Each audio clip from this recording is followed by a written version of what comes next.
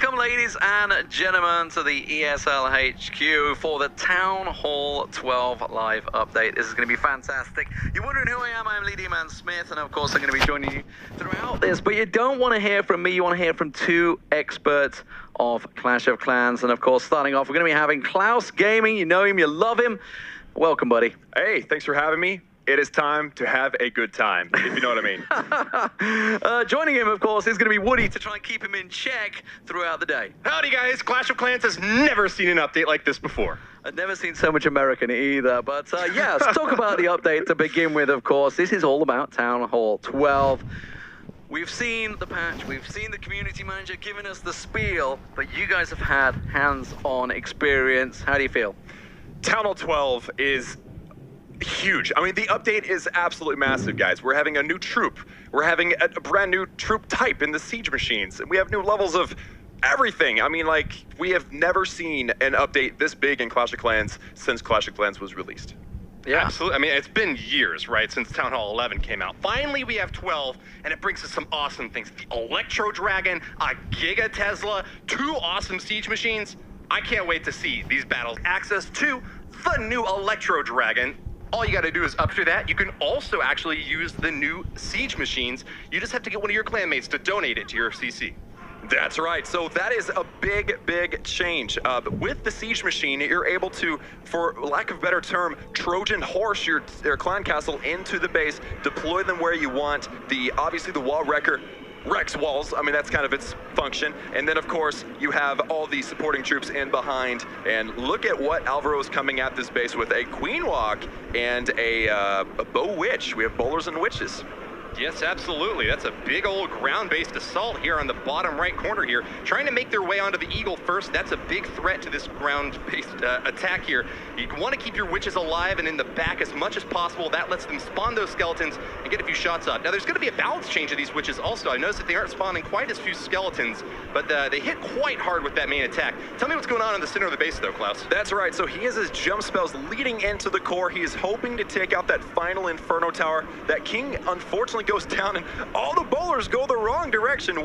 It's looking a little bit uncertain here. Oh no! Yeah, without that final. Bomb. Oh, and that dive bomb was in the perfect position. Fede knew that those troops were going to be heading that direction. Unfortunately, even the Grand Warden dies. If he cannot get this Inferno down, you can probably count this one out. Well, it isn't going to be a 3-star, it looks like, but so far he's done a good job taking out this Town Hall in the bottom left corner. Alvaro with the 2-star so far, and he still has a Queen Walk that's going to get a little bit more percentage over here. That's right, and of course we don't want to forget the one lowly minion out here. That is going to collect percentage for us. And remember that every single building and every single attack and every war matters. You do not want to close out of your attack early if you think you have failed. There is no such thing as a failure. All there is successes and scouts. And in this case, I think Alvaro is going to probably want to call this one to yeah, with that queen dying. Yeah, that minion probably won't get the 3-star for us. Might not, but you know, it's going to get as many percentage points as it can, whittling away at that elixir storage over there on the right side. I just want to take a moment. Can you zoom out real quick and show us some of the newly upgraded buildings? Are there any to show off right now? Yes, there is. Well, it's actually a new skin. It's actually not a new level. This is Town Hall 11. The 11 is not getting any new levels, but what 11 is getting is a few changes to the graphics. Of course, we have the new Archer Tower with the green banners hanging off each of the sides there, and of course, the healers too. Take a look at the healers real quick. The healers are. Oh, I didn't even. Okay. A beautiful blue dress right before she goes down. Never mind. We don't want to. Poor healer. All right. So, and look at that. I don't know if that minion's going to be able to pull that one off. Oh, he wants some more gold. He's hungry for the gold. Is that a minion or a goblin? I can't quite tell. It's definitely one or the other for sure. So with the 79% 2-star, Alvaro, I just don't know if you're going to get that 80%, my man.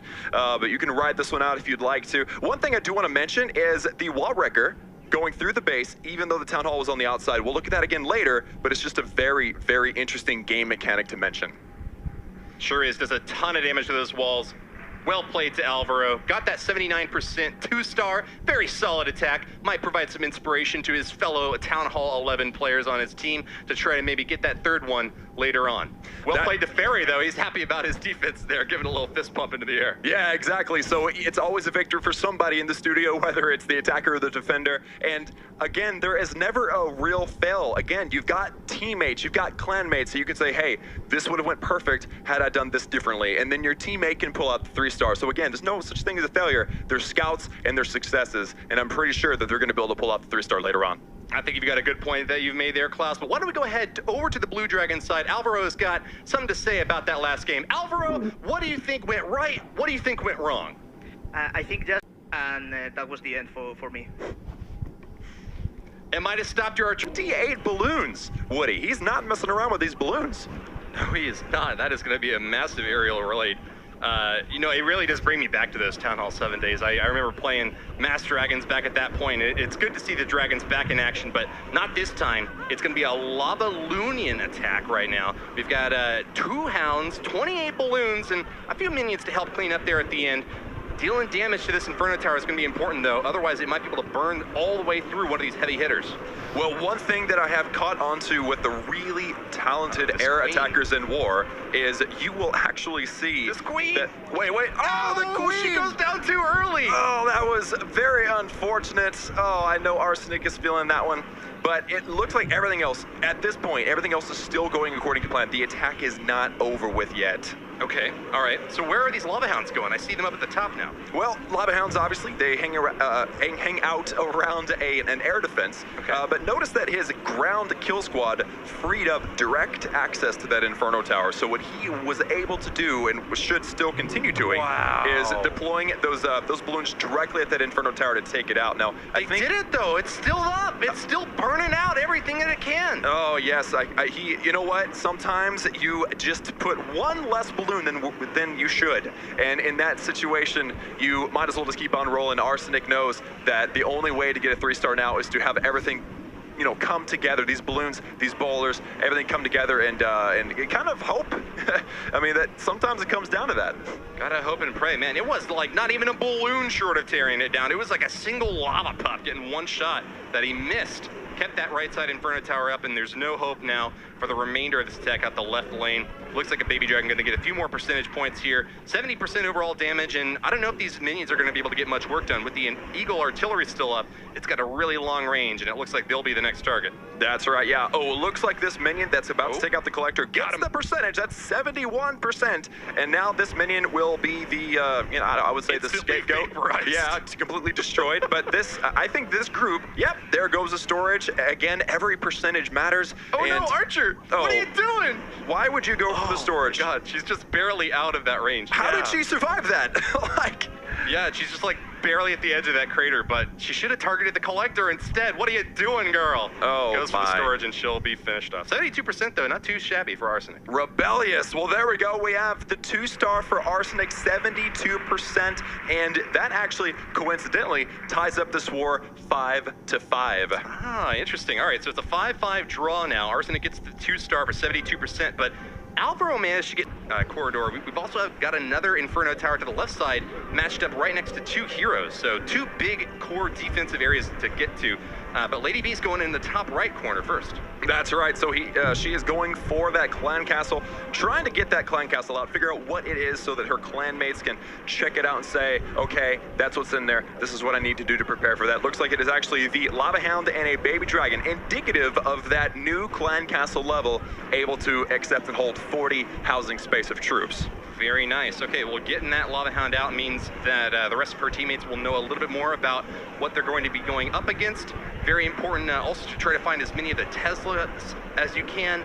Those only pop up whenever a troop gets close to them, so you kind of got to move around the rest of the base as best you can to find out where they're positioned. Any traps like giant bombs or spring traps are definitely good to find. Oh, there's a giant bomb right there next to the Queen.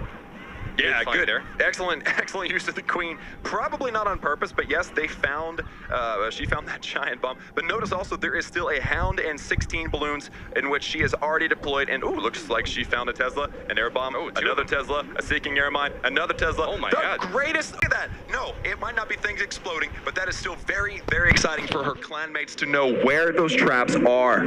Jackpot. Absolutely. Finds a lot of defenses down there in the bottom corner of that base.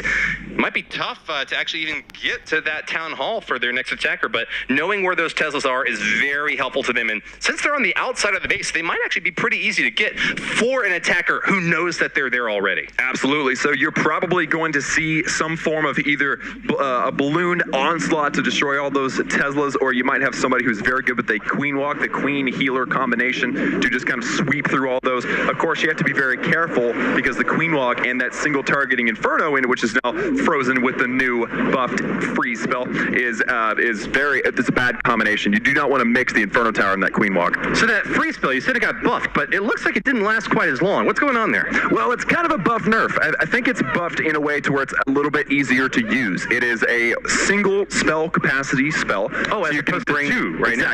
Exactly. So you can bring double if you want. You can bring 11 of them to attack if you want to. And on top of that, now they don't last quite as long, but of course you have to have that trade-off. It's only going to last half as long, but it's also half as beefy in your army comp. So it's just easier to use. It's a lighter thing to have in your base, in your army composition. Okay. All right, well, Lady B earned 39%, did a nice scout attack to find all the key defenses there, so maybe we'll get a chance to see what the Blue Dragons have next in store for their primary attack on that base. That's right, so